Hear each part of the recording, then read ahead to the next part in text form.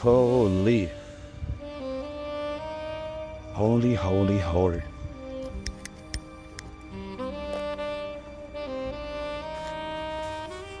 Here we are. Here we are. Back once again. I'm not sure how the mic quality is going to be. Fuck. Where to even begin? Where to begin? Where to begin? Kind of just fucking hit record and, you know, now we're here, I guess. Here we are. Excuse me for being scatterbrained. I'm not sure what I'm going to title this video, but it should be very apparent for the reason why. Which is... I don't know. I don't know what to make of it. But I don't know, somehow I've struck some type of gold. In my opinion. In my mind. In my mind, I think it's fucking... I can only describe this as...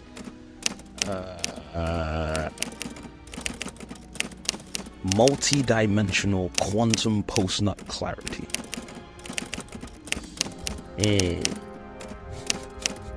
I like the sound of that.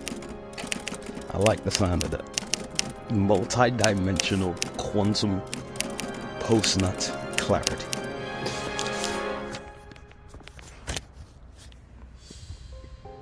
Truly a nutty statement. Truly a nutty statement. But yeah, I mean, I wrote a journal entry about it. I called it The Backlog, which is quite an underrated title. If you haven't pinged that little, if you haven't resonated with that title, Backlog. Underrated because, oh shit. Underrated because, what do you call it? Given that I have, you know, just relapsed, you know, bust 2 fat nuts, you know. If you've watched my last video, then you would know about we spoke about, you know, the monumental amount of truths that are available to us. Self-improvement, philosophy, science, religion, abstraction, oscillation, wave, frequency, energy, buzzword. But either way, you know, I was on that semen retention hype train for quite a while because I've known about it, and I was like, you know, if people are saying it's good, people are saying it's beneficial, then I'm gonna do it even if I don't know what the full benefits are. Which is kind of what we're getting into, right? You know, words are powerful. Words are extremely powerful, and it's a process. You know, I found that it's kind of a process.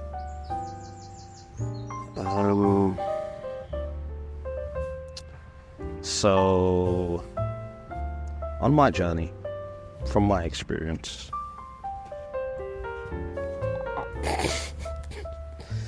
I'm thinking of the many ways I can phrase the sentence. But I've seen things you people wouldn't believe. I've seen some things you people wouldn't even believe. You know what I mean? In terms of that. Not safe for work content. I've seen some disgusting shit. Yeah, you can hear it in the laugh. I've done some disgusting shit. That's not the point though. But, you know, we've moved on. We've overcame those boundaries. Pun not intended, but kind of intended. And yeah, I've come to some realization. I used to, you know, dissent that, you know, period of my life where I, for all intents and purposes, for lack of a better word, was completely gooned out to beggars beyond belief. You know, I interacted with not safe for work content at an extremely young age, forever tainting my mind and my heart before I was even like, fucking capable of, even building relationships, you know what I mean? So from the start, my mind's already been psychologically tainted, if you will. And it's an interesting, it's not the worst thing. I mean, it's not the worst thing. I mean, it's kind of, it's getting, I feel like my perspective on this world is so vastly disconnected from what, the average person sees, simply because of those, investments. I guess I planted my seeds in some of the filthiest soil. And what did I reap? Filthy fruits. So I say, it's like, it makes sense. Input, output, as above, so below. You reap what you sow. If I start spitting, I'ma go into a flow, because I'm the rap starter, abstract principles. I'ma deliver.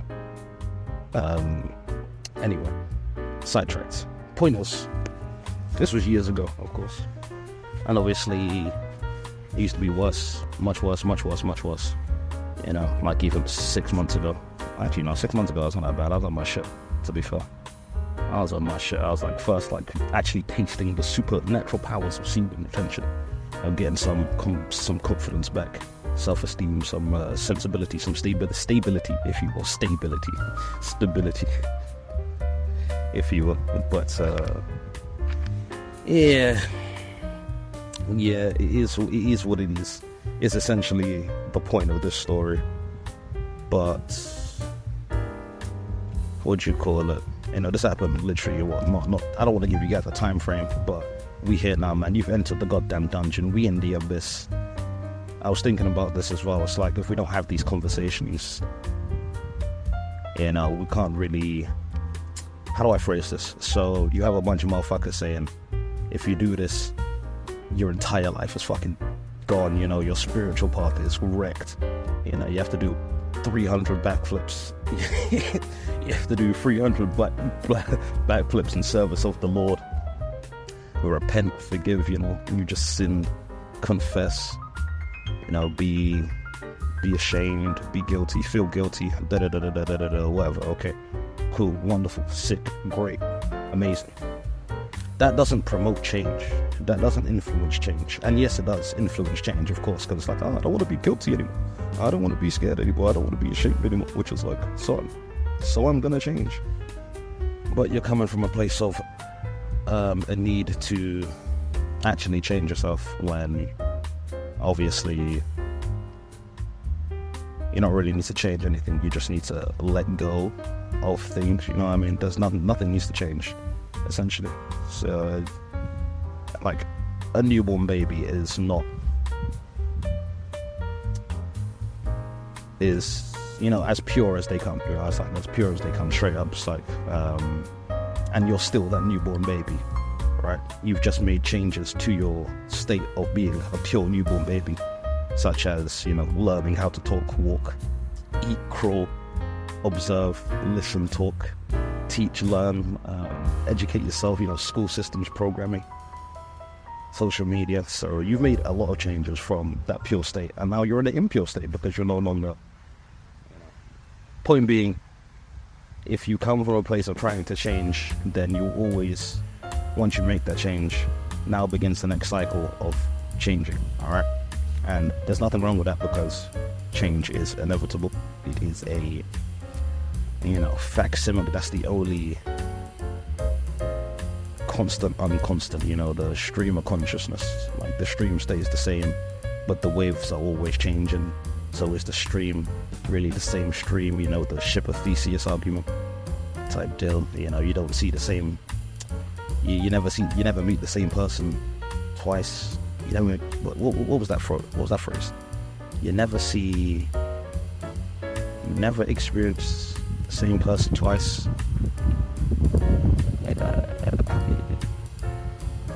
You never experience the same feeling twice, not even in the same person, or something like that. You never have the same experience twice, not even in the same person.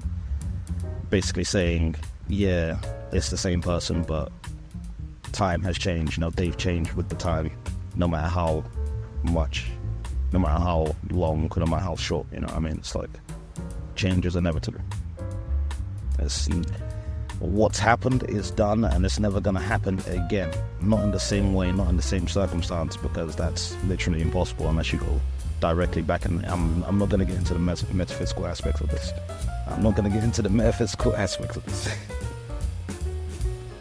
Point being,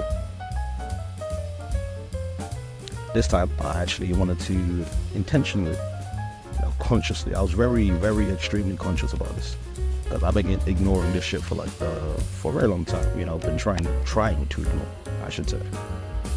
And if you try to ignore things in a weird way, if you're not placing your attention in it, on it. But anyway, I'm gonna continue onwards. It starts with a thought. It's a process. It is a process. Like, really and truthfully, it's a process. Like the whole, I guess, unconscious state.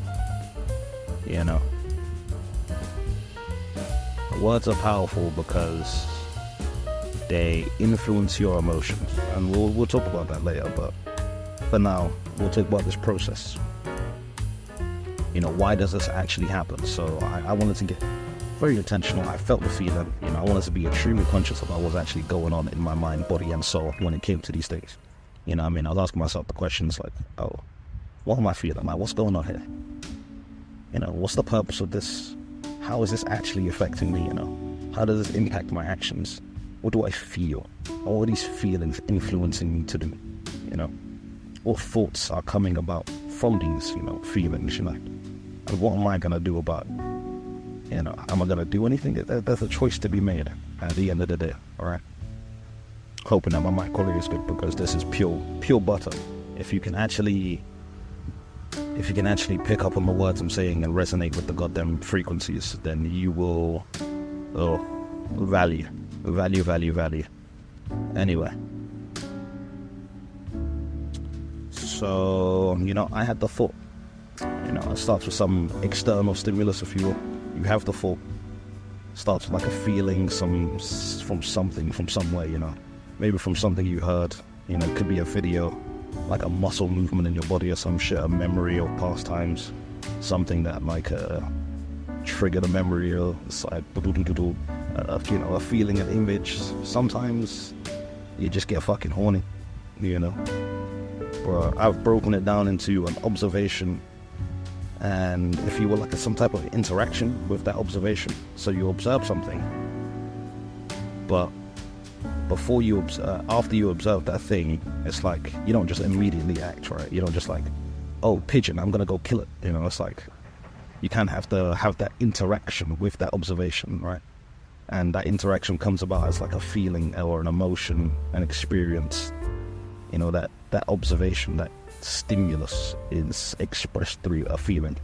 So it's like you observe the pigeon, and it's like, okay, what do I feel when I observe the pigeon? It's like, how do I describe it? You kind of connect with the trigger of the observation, right? Or you kind of connect with the observation. That triggers a feeling, oh, does it trigger a feeling, or is it you get the thought first and then you feel from the thoughts? Oh,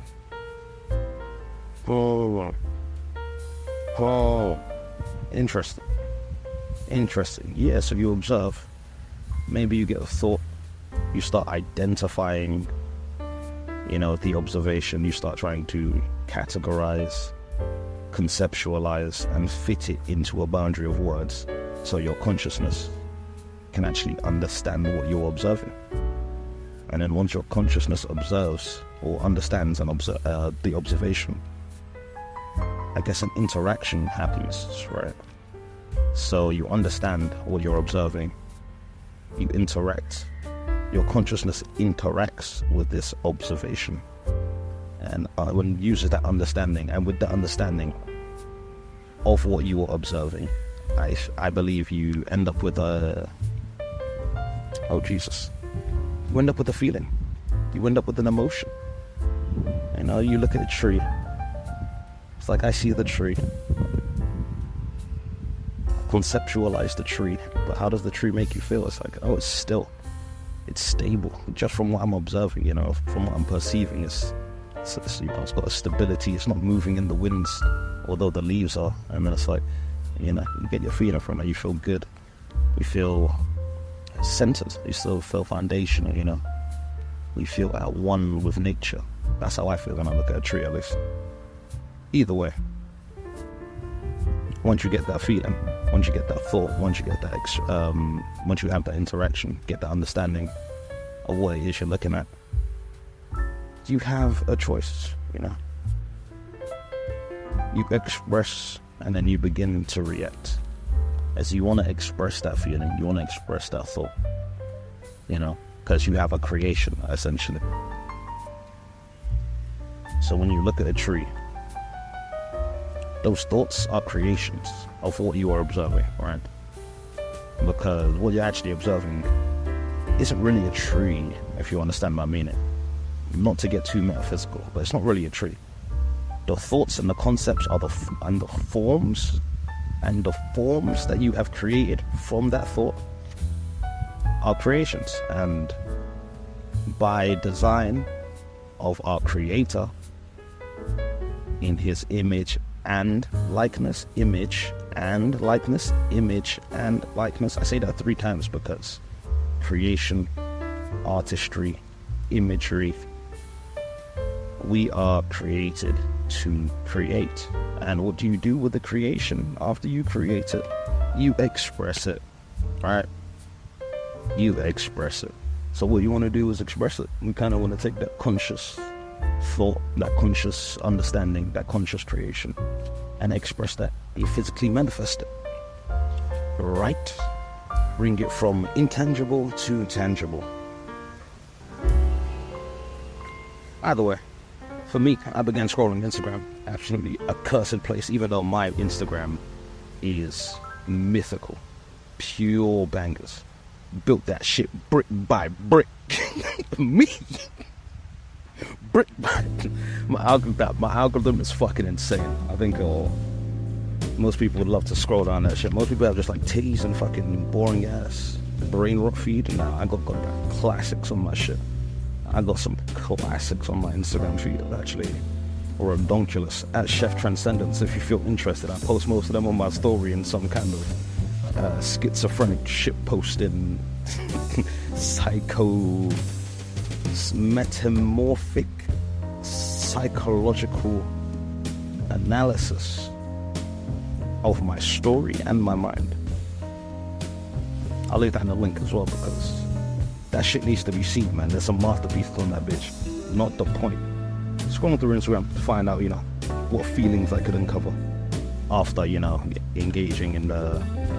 I wanted to engage with the store, right? So this was like an experiment, if you will, to see what's actually going on within my vessel when it comes to these desires, if you will. So, you know, I began going down the thirst trip because I always ignore that shit on Instagram. And then it just leaves like a little fucking density in my mind. What did I just see? What did I just witness? Why is it so dense? Ignore it, ignore it, ignore it. But when you try to ignore something, you know, don't think of the goddamn elephant. You're gonna think of the damn elephant. You know what I mean? So, in your attempts to ignore it, you kind of place your attention on it even more. And it's even worse because you bury it in the subconscious, right? You bury it in the subconscious. And most of what we do comes from an unconscious place, right? Most of how we act and behave is like 95% unconscious, which is why Carl Jung says, make the unconscious conscious, lest you live the rest of your life saying it's fate, you know. Oh, you really, I'll get the quote, I might slap the quote up down, no, we'll see. But you get the point. So, or was unless you make the unconscious conscious, you will go about your life and live your life believing that it's ruled by fate or something. I think that's more accurate. Paraphrasing, of course. What the fuck was I going with that? Yeah, so if you bury this, you know, idea of what you're trying to avoid, or by avoiding this elephant in the room, you kind of put your attention on it by psychological processes. It's like, okay, don't think of the elephant in the room. Your brain's like, great, we're not gonna think of the elephant. Are we thinking about the elephant? Because we need to check if we're thinking about the elephant to adhere to these, claims. You know what I mean? To adhere to this prompt, if you will. Okay, we're not gonna look at the elephant. Oh shit. Are we looking at the elephant? Are we looking at the elephant? We need to confirm if we're looking at the elephant. If no, continue onwards. If yes, shit, I guess we failed our experiment. So that's how the mind works, It doesn't really have any biases. It's like, so the point I'm trying to make is you have to be conscious of what you're looking at. You can't leave it as an unconscious, expression, unconscious emotion, energy, just piled up and just sitting there in your brain. All right, you need to express it and not ignore it, because if you don't express it, you're not being aligned with the creator. Really and truthfully, you're not aligned with the will of the creator, which is to create and express and experience his creation. Straight up, as simple as that. But for me, I started scrolling Instagram, went down the goddamn rabbit hole, the abyss, to uncover what feelings I could uncover, to see what feelings I would uncover, what is left in this energy for me, and what I've been quote unquote missing out on. Because if our goal is to experience, there is no discrimination in what we experience, really and truthfully. Obviously, that doesn't mean fucking chop half the goddamn machete 25 individuals in their chins for the sake of experiencing prison or some shit. You could do that. I was thinking about doing something like that just so I can, get focused on my gym, go prison, do like a minor crime, go prison so I can focus, detox from it'll be like a little 2-month rehab, if you will, detox from the drugs. That's what's meant to be, rehabilitation, really and truthfully. Detox from the drugs, detox from the digital realm. Have nothing else to do, so all I'll do is probably read books, journal, and exercise, or simply go fucking crazy in the nothingness. There's no choice to be had there, so that's why I kind of want to do that. I think it'd be fucking lit. Also, Old Boy, great movie. Nigga was trapped in a goddamn hotel room for 15 years. A TV. That's it. It's interesting because he beat his meat as well. Anyway, which is how this story started. Anyway. But yeah, for me personally, as I was scrolling, I'm finding a mix of pleasure and pain, disgust and distrust. I'm like, what the fuck is actually going on there? I'm actually answering the question. I'm looking past the surface level attraction. I'm accepting it, and I'm feeling what I'm feeling. I'm enjoying it as well. But at the crux of it, when you look deeper, it's like, what is actually going on here? It feels like some kind of psychological operation. Early and truthfully, it's like, this is because this can't be. It's like, I know it's simple. It's simple because if you have a product, usually you want to sell it in the best light. When the product is your body, and I guess you know your body best, and you can just sell that easily. The marketing is easily, but it's like, don't they feel some type of way about that shit? You know what I mean? Don't they feel like some type of way about that shit? Am I missing something? Am I going crazy? But that's kind of why I wanted to get into that, because it makes sense, but it's throwing me off, But for me, in my journey, it's like, okay, I used to be a goddamn goon, but if I heard one little fucking thing, I'd just be like, oh, Insta, I used to beat my meat. But for me, after an hour of scrolling through, I was like, I don't really feel the need to go further. And I could literally just stop right now, move on, and I just be like, yeah, it was an eventful session. We got some of the backlog out there. We're getting a deeper understanding and absorbing more knowledge and experiencing these feelings.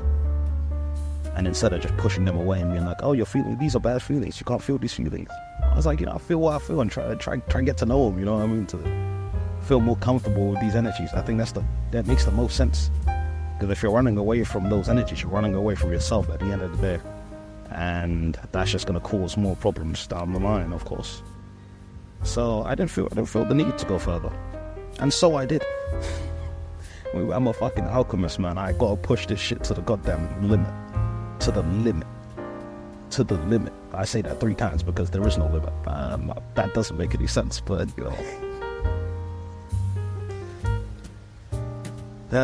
Man. So the whole point was to, explore this energy field. I've been ignoring it for a while, and I'm starting to realize that it is an experience, right? Our goal is to experience as creators, to experience creation and express creation, because you can't experience, or you can't express without experience, right? That's an interesting creation, experience, expression. Creation, experience, expression, and a butterfly or a ladybird. Oh, damn, it's flying by right now. Creation, expression, experience. That's an interesting cycle that I need to go down. That's for another day. But yeah, it's a cycle. Like you need to experience to be able to express. You need to be able to express in order to create. You create in order to express, and you want to experience creation, which are just expressions of creation, which are creations of experience. It's like some loop-de-doop-de spiral whoop. What the fuck? Okay, sidetracked.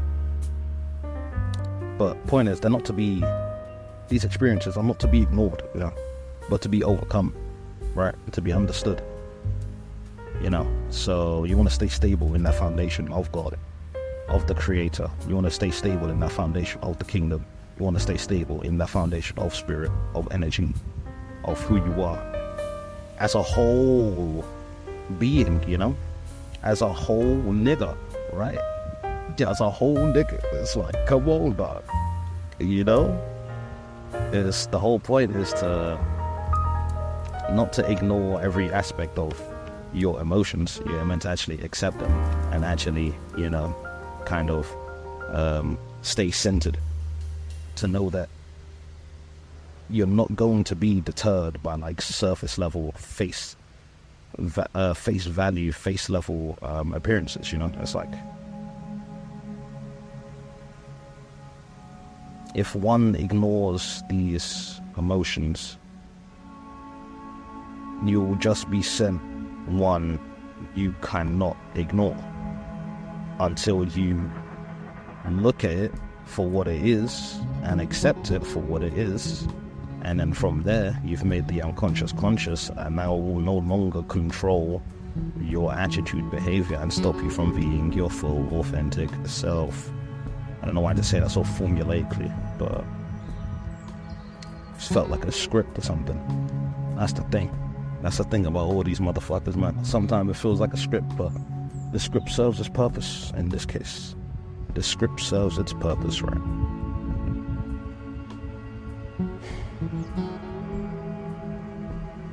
Scripture. Scripture. That's a little gem right there. Dig down that rabbit hole. The script and the scripture. The scripting and the scripture. The power of words. Tapestry. Prophetic. Like my Instagram stories. I don't know why I'm plugging my Instagram stories. Point being, if one ignores them, you will be sent one that you just cannot ignore. Alright? You will, in your effort to change, you will be made to change. Or if in your effort to actually be unchanged, you will be made to change from all your journeys of actually trying to change. Actually interesting. But instead, I recommend you consciously just accept it, so you may understand, know, and be wise into what you're actually seeing and participating and interacting with. Alright? So that you can find that stability in spirit, knowing that it is your choice whether you fall into the grasp, the field of that energy, whether that be lust, greed, sin, wrath, anger, whatever emotion, thought, feeling that we may be trying to actually get away from. In the sense that you can control it, right? The goal is to control it. Not control it, quote unquote. Oh yeah, I'm manipulating these forces to prevent myself from actually engaging with the stuff type deal. But you can place boundaries. You will not be overwhelmed by it. You will not be overcome with it, right? You can actually hold your ground and be stable. And, it becomes an intentional choice whether or not you kind of jump into the abyss or not. And when it becomes a choice, that's when you have the power, I guess, quote unquote. You have the power type deal.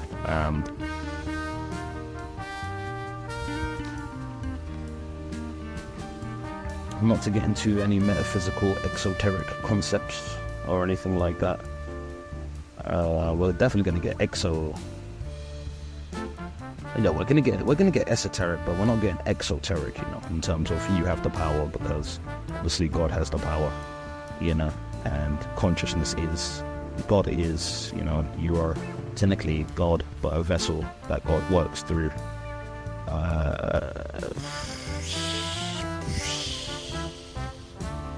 It's far more to uncover with that one, but it's probably more simple than that even.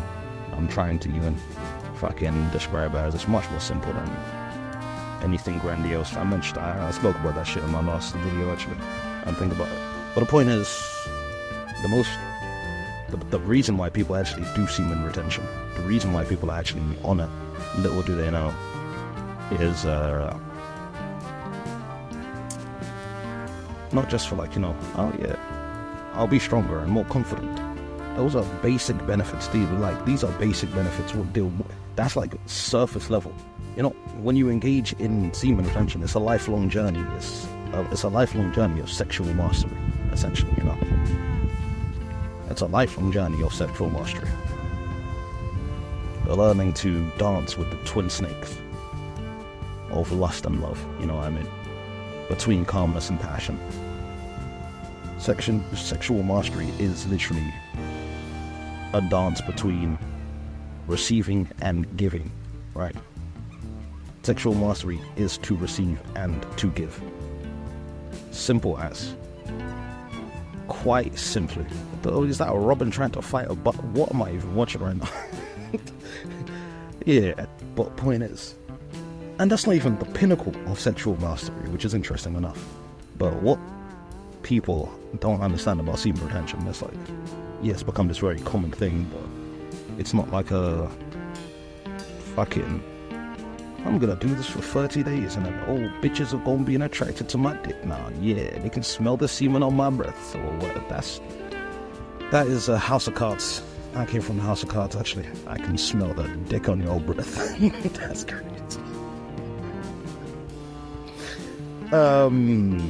Yeah, but the ultimate goal is pretty much semen sexual transmutation, which could be semen transmutation.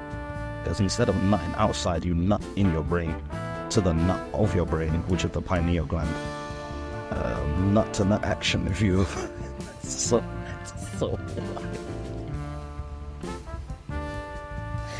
Well, yeah, so you start transcending the need for external stimulation, or should I say external expression, or unconscious expression even.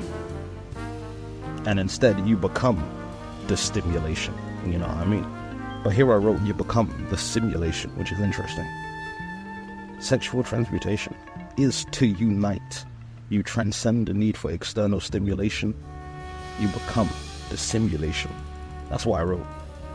But obviously I meant to say stimulation. But there could be something behind those balls. I'm not even gonna go there. Truth be told, there are many requirements. There are an insane amount of requirements, which will make your journey of semen retention much fucking better, much more impactful, and hold more weight.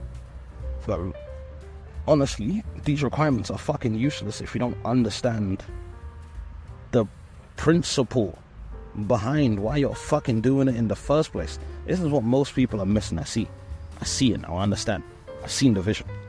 Most niggas are doing shit, right? They're doing stuff, and they're doing things for the sake of bettering themselves without understanding the actual main principles of what the fuck they're doing, alright? So you can't really reap the full benefits of what they're doing, and it might not work for them because they don't understand the principle behind why they're doing it in the first place. You understand? So it's like, anyway. Sorry, that was my brain literally not making sense because it don't make fucking sense. I can't compute that shit. I can because I've been doing that shit for like years. But now that I've made it conscious, see, I can't compute that shit consciously, but my unconscious was computing that shit like it was fucking nothing. I didn't realize that shit, you know what I mean? So now that it's made conscious, my conscious is what the fuck were you thinking? Point being,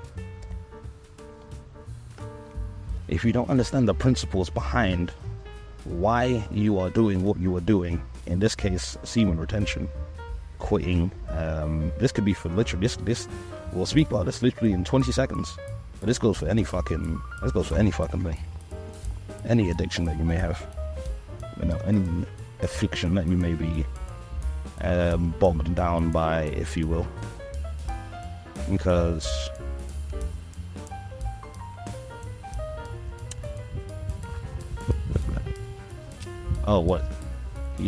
tributor, maybe requirements, because if you don't understand the principles, you will feel like you are actually sacrificing something, right? You feel like you're giving something up. You hear that? You feel like you are giving something up, you are sacrificing something. And when it comes to that point, you're never gonna let it go. You're gonna always be wanting that thing, desiring that thing, but you'll always be like, oh, I want this thing, but I cannot have it. I've given it up, I've sacrificed it, I've let it go. But it's always gonna be in the back of your mind because you just buried it under the subconscious, right? You've given it up, you've sacrificed it. You no longer need it, so every time you see it, it's gonna be a trigger. It's gonna be like, you have that decision, you have a decision to make. Oh, I'm going to engage, but I've given it up. I can't have it. And then your body reacts, your ego reacts in a way which is like, oh, tension. I want this thing, but I can't have this thing. I desire this thing, but I can't have this thing. Attachment, suffering. That's what Buddha was talking about with the 4 moral precepts. But Buddha was on some other shit, man. I can't even mind. But it's true. It's true, man. It's like you give something up, and then it becomes a game of willpower. Once it becomes a game of willpower, your subconscious will win 100% of the time, because it's two wills. It's the same. It's like the same river. It's the same will, but there's 2 different waves, 2 different polarities it can take. It can either take the route of desire, or it can take the route of resistance. And that resistance usually ends up being overwritten by your desire, because desire is, although low vibrational, a very what do you call it? It's a very good motivator, Desire is a very, very good motivator for action. You want something, so you go get it. That is literally partially our existence, I want this thing, so I'm gonna go get it. I want to learn how to walk, so I gotta learn how to do it. So I do the walking. I don't know how to walk. I failed walking here, so I learned more about walking. Now I can walk. Okay, that's it. I mean, obviously you crawl before you can run, but now you've learned how to walk. Now I want to learn how to run. Start jogging.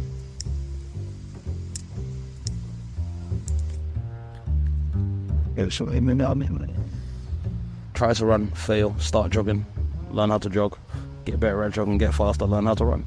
You learn how to run. I want this, I want that. Anyway, I say that as I light up a cigarette, by the way. Which is very apt for our next session, for our next section of This goddamn is a fucking, I don't even know what to call this at this point. This is you can call it a metaphysical abstraction or an abstracted oscillation. I think that's the best way to describe it. Wow. Point is, this idea is incredibly powerful. All right. So we think we can just do more, want more, and get more, and that will solve our problems, which is fundamentally untrue. More money, more problems. More money, more problems. Jay-Z. No woman, no cry. Bob Marley, come on, man. All the desires are just going to bring you more problems, more troubles. And I'm just joking there, I can't lie, because that's part of the experience. That's part of the experience. But this idea is so powerful about understanding the principle of what you're actually fucking doing. Right. And why, obviously, the cigarettes are very apt is because these concepts that I've learned and I'm talking about now are concepts that I learned from Alan Carr's Easy Way to Quit Smoking, which is a tremendous inspiration for me personally, because it presented me not only with the idea and the hope that I can actually quit this fucking addiction that I've been afflicted with for the past 10 years or some shit, maybe 9. I can't lie, it's been fun. Felt like fucking Spike Spiegel from Cowboy Bebop. Alonzo from Trading Day, celebrities. He talks about that in the book. The inspiration from, Hollywood figures as well. Clint Eastwood was one of the biggest inspirations for me to not start smoking, but continue, if you will. Because, I don't know, Clint Eastwood was a fucking savage, man. I always swapped to that cowboy vibe.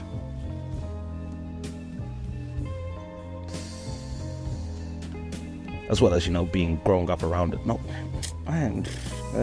in my Fulton, it don't matter. Point is, it gave me the idea, the hope that I can actually quit this shit. That the powerful idea, the powerful knowledge, the powerful understanding of actually how powerful an idea is. Because what is power? Let's break that shit down. What is power? From the top of my dome, power can be used to control, manipulate, influence, defend, protect. Power is a tool of strength, focus, stability, creation, change. Power initiates change,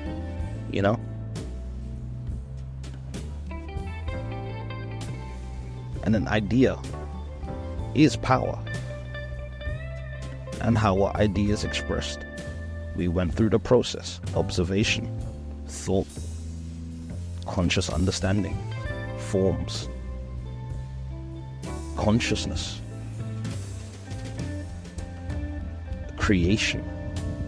And this creation needs to be expressed. And how is this idea expressed? Through words.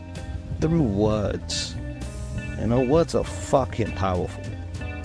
That's the realization. That's the big realization I made today.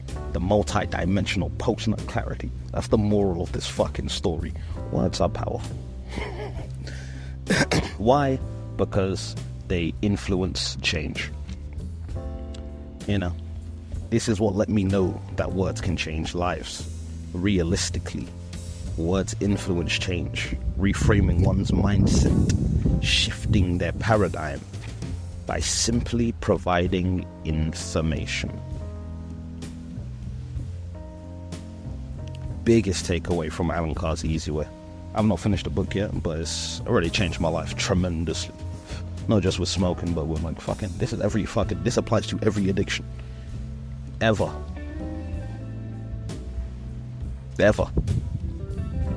Through words. I'm listening to the goddamn audiobook. I'm what, 9 chapters in?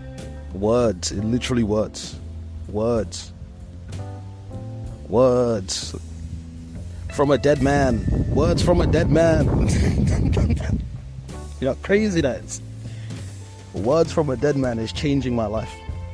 I was not born when he wrote the book. I might have been, actually, I don't know. But for, emphasis. I was not born when he wrote this book. And he is dead before I read the book. He died before I read the book. Yet the words remain, and they actively have an effect in my present reality. You know how nuts that is? That's fucking bewildering, no? Isn't that insane? Isn't that crazy? Am I going crazy? Dude, that's nuts, no? Words written before I was born. The guy who wrote the words died before I read the words. Yet they still have the profound effect of changing my internal experience. It can't get more powerful than that. It cannot get more. In the beginning, there was God, and with him, the word. It can't get more powerful from that. And from the word, everything else was created. It cannot get more powerful than that. I'm gonna tell you something. You gotta remember to fucking breathe as well, man. Jesus. Apt, because Jesus is the word. Anyway, I could end that right now, mic drop, yeah, but I mean, fuck it, I'll give you the little tidbit. Oh, it's a fucking lot to go through. Jesus fucking Christ. Will I do it in 2 parts? No, I fucking won't. You getting that 1 hour lecture today? God damn. Getting that 2 hour lecture today. It's kind of crazy. Terrific book. Pick that shit up, man. That's some actually life-changing shit. Life-changing shit, because everyone's trying to change themselves. But that's just running away. That's not going to change you. You're going to have to change until the end of fucking time. If you go down the route of self-improvement, you're going to have to change until the end of time, which is okay, but it's going to happen anyway, so why focus on it? You know what I mean? Focus on the things that you can't change. Ooh, addiction. Running away from that shit. That's the big mountain, the big block in your skull. A blind spot that's been watching you. Say, yeah, go get that money. Yeah, go get that girl. Go learn that course. Yeah, go get those skills. I'll still be here. I'll be the 20-pack cigarettes in your blazer when you're tired from studying all that shit. I'll be there. You know? I ain't going nowhere. That's the addiction talking, man. That's the addiction talking. And that addiction inspires change as well. Because it knows that through all these experiences of you trying to change, you're always going to go back to the vice. Because you're in the grip. You're in the grip. The vice grip. The talon grip. That's interesting because that's so interesting because I literally started my smoking journey at a guy's house and his name was Talon. But it's funny how these things play out, Dan, isn't it? Either way, the man instructs you on how to perceive your habit, your addiction. He creates a separation from you, the individual, and the monster that wants to smoke. He calls it the little monster. This is the physical side of addiction, is what I've extrapolated. The big monster, however, is the mental, psychological side of addiction, which often is what keeps us smoking, right? We want to smoke, that's the little monster. I can't have the smoke, that's the big monster. That results in complete chaos and tremendous pain and suffering. Your thoughts, your ideas, your emotions, insights, your perceived experiences, your concepts, beliefs, and your general truth surrounding that addiction, which in this case is smoking. Even though we started with busting fat nuts and all that to say, yeah, multidimensional quantum post-nut clarity is real, man. That shit exists. Alan gives us the knowledge to destroy what we previously thought to be true when it comes to our beliefs or our addictions or I guess, stigma surrounding those things. I'm not going to get into detail now, as the point is to emphasize the importance of understanding the process of how simple words can change and influence actions. They shift desires and can achieve tangible results. I am talking, the man is dead. As I am talking, the man is dead, as I've mentioned. Yet his words have still touched my heart, my mind, my soul, my psyche, practically rearranging my brain, removing obsolete information, replacing it with updated truths which I can choose to believe in. Isn't that fucking insane? Haven't yet quit smoking, of course. But the reprogramming is not yet finished. There's like, 14 more chapters or some shit? But I'm realizing words can reprogram the psyche. Is what I am realizing. People like to meme about Naruto's talk no jutsu, but that shit ain't no bullshit. Now here's the fucking metaphysics. We live in a syntactical universe, right? What does that mean? We communicate through the use of words, sounds, and symbols. Language. Communication is a process of communion. Off the top of the dome, I would like to get into the etymology of that. However, where we gather to discuss, observe, plan, instruct, action, influence action, tell stories, to relate, to connect to one another about our observations. That's what communication is. It's pretty much just a discussion of observation.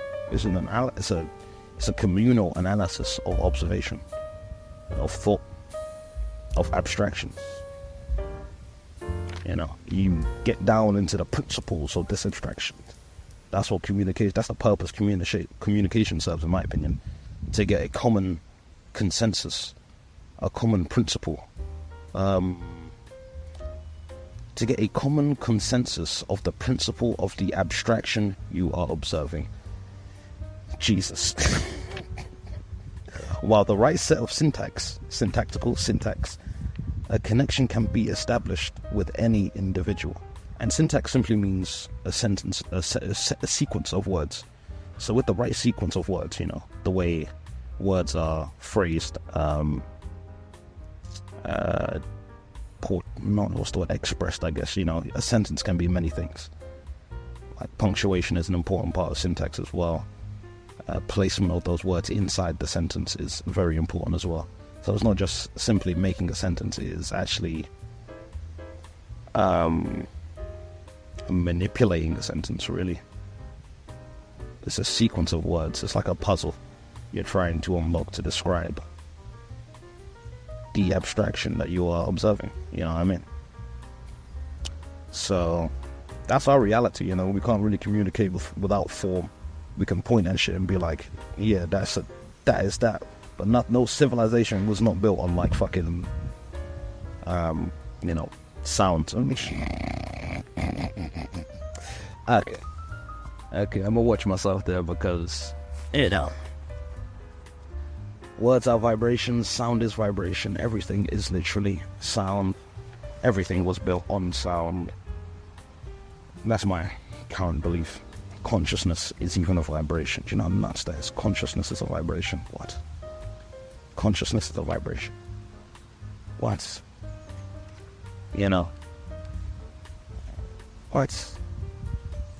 What? Crazy. Something has its own frequency. It must have a vibration. You know what I mean? And then that vibration must have a source point as well. So I'm not gonna get into it. We spoke about this shit yesterday. Last video. Cause and effect. Consciousness causes consciousness. And the effect of consciousness is consciousness. Anyway. With the right set of syntax, a connection can be established with any individual. The right sequence of words, a connection can be established with any individual. And here's where we get metaphysical, because morals are thrown out the window here. We don't think in positive and negative anymore. We use them as pointers, if you will, directors landmarks of what perspective we are currently viewing this abstraction from, if you will. Trust can be built. Ideas can be formed or suppressed. Once trust is gained, your influence with the words increases. From there, the potential is limitless. Hitler.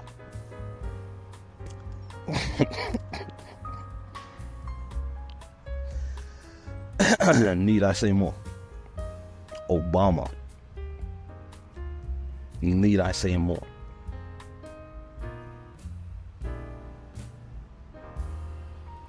Government. Need I say? Propaganda. Need I say? I think I will say more. The point is, all these cult leaders, presidents, politicians, marketers, salesmen, your mother, your father, they all use words as a method of influencing behavior and changing attitude. Every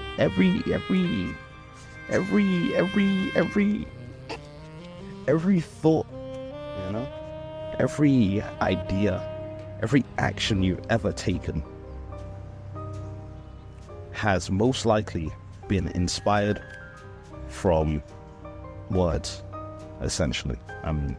There's obviously, action, that you see, you just replicate action, monkey see, monkey do. But when words come into play, most likely how you engage in society has something to do with the words that you are hearing.